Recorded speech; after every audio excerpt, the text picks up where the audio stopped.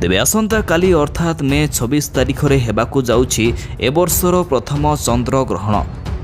ଆସନ୍ତାକାଲି ସଂଗଠିତ ହେବ ବିରଳ ମହାଜାଗତିକ ଘଟଣା। 26 ତାରିଖରେ ଏକକାଳୀନ ସୁପରମୁନ୍, ଲାଲ ଜହ୍ନ ଏବଂ ପୂର୍ଣ୍ଣ ଚନ୍ଦ୍ରଗ୍ରହଣ ପଡ଼ୁଛି। ତେବେ ଚନ୍ଦ୍ରଗ୍ରହଣ କେଉଁ ସମୟରେ ଲାଗିବ ଆଉ ଚନ୍ଦ୍ରଗ୍ରହଣ ସମୟରେ କେଉଁ ସବୁ କାମ କରିବେ ଏବଂ କେଉଁ ସବୁ କାମ କରିବା ପାଇଁ ବାରଣ କରାଯାଇଛି, ଏଥିସହିତ ଚନ୍ଦ୍ରଗ୍ରହଣ ଲାଗିବାର ଏବଂ ଛାଡ଼ିବାର ସମୟ କ'ଣ ରହିଛି, ଖାସ୍ କରି ଓଡ଼ିଶା ଉପରେ ଏହାର ପ୍ରଭାବ କ'ଣ ରହିବ, ଏ ବିଷୟରେ ଟିକିନିକି ଖବର ଜାଣିବା ପାଇଁ ଭିଡ଼ିଓକୁ ଶେଷ ପର୍ଯ୍ୟନ୍ତ ଦେଖନ୍ତୁ।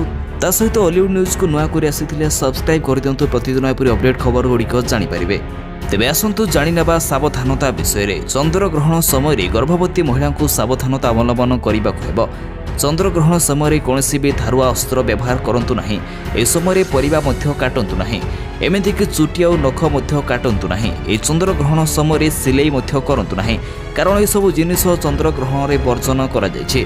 ଏଥିସହିତ ଚନ୍ଦ୍ରଗ୍ରହଣ ଲାଗିଥିବା ସମୟରେ ଭଗବାନଙ୍କୁ ପୂଜା ଅର୍ଚ୍ଚନା କରନ୍ତୁ, କିନ୍ତୁ ମୂର୍ତ୍ତିକୁ ଛୁଅନ୍ତୁ ନାହିଁ କି ଭଗବାନଙ୍କ ପାଖକୁ ଯାଆନ୍ତୁ ନାହିଁ।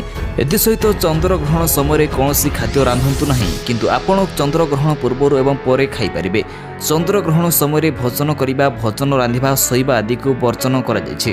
ଏବେ ଆସନ୍ତୁ ଜାଣିବା ଚନ୍ଦ୍ରଗ୍ରହଣର ସମୟ ବିଷୟରେ। କେଉଁ ସମୟରେ ଲାଗିବ ଏବଂ କେଉଁ ସମୟରେ ଛାଡ଼ିବ। ତେବେ ଚନ୍ଦ୍ରଗ୍ରହଣ ସମୟରେ ଚନ୍ଦ୍ର ପୁରା ଲାଲ ହୋଇଯିବ।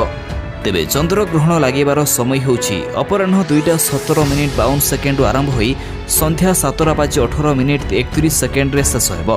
ଏଥିସହିତ ଦିନ 4:48:16 ସର୍ବାଧିକ ଚନ୍ଦ୍ରଗ୍ରହଣ ଦୃଶ୍ୟମାନ ହେବ। ତେବେ ବର୍ତ୍ତମାନ ଜାଣିବା କେଉଁଠାରେ ସବୁ ଏହି ଚନ୍ଦ୍ରଗ୍ରହଣ ଦେଖାଯିବ। ପଶ୍ଚିମବଙ୍ଗ, ଓଡ଼ିଶା ଏବଂ ଆଣ୍ଡାମାନ ନିକୋବର ଦ୍ୱୀପପୁଞ୍ଜକୁ ଖୁବ୍ କମ୍ ସମୟ ଲାଗି ଗ୍ରହଣର ଶେଷ ଅଂଶ ଦେଖାଯିବ ବୋଲି କୁହାଯାଇଛି। ତେବେ ଏହା ଭାରତରେ ଅଳ୍ପ ଅଳ୍ପ ଜାଗାରେ ଟିକେ ଟିକେ ଦେଖାଯିବ, କିନ୍ତୁ ଅନ୍ୟ ଦେଶରେ ଅଧିକ ପ୍ରଭାବ ପକାଇବ। ତେଣୁ ଭାରତରେ ସୂତକ କାଳ ମାନିବା ଆବଶ୍ୟକ ନାହିଁ, କିନ୍ତୁ ଏହା ଯେଉଁଠି ବି ଅଳ୍ପ ଦେଖାଯାଉନା କାହିଁକି ଆପଣ ସୂତକ କାଳ ନିଶ୍ଚୟ ମାନନ୍ତୁ।